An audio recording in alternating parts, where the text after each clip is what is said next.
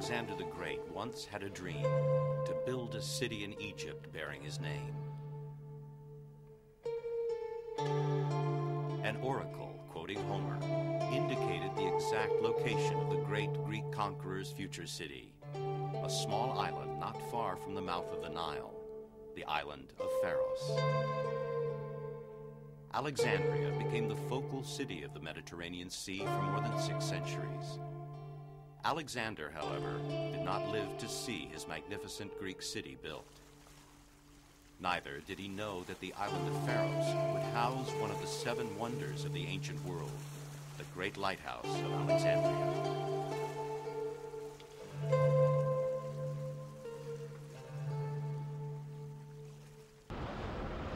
Ancient Alexandria no longer exists. Where the monuments of the greatest port in the Mediterranean once stood, there is now nothing but faceless modern concrete, the remains buried beneath apartment blocks and shopping centers.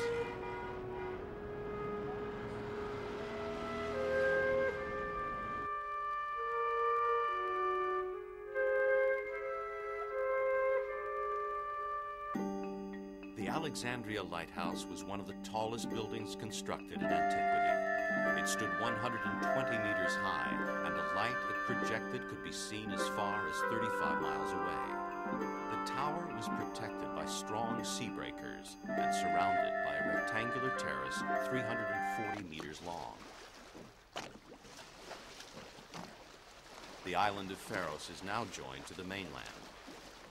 On it stands the imposing Fort Quate Bay, built in 1480, more than a century after the great lighthouse was destroyed by a devastating earthquake. All that is left are a few blocks of marble and granite and some remains found in the sea.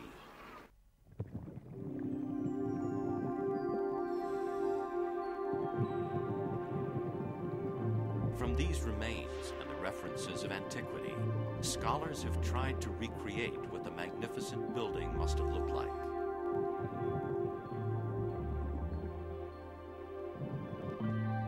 The lighthouse was built in 4 segments.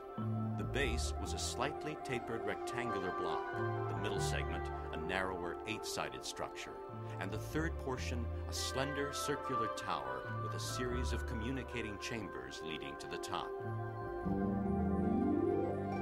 The final chamber was an immense lantern holding a statue of a god, possibly Zeus, the supreme god, or Poseidon, god of the seas.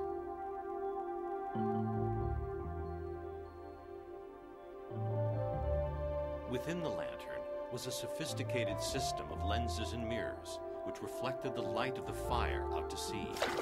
The great mystery, which has never been solved, regards the fire itself.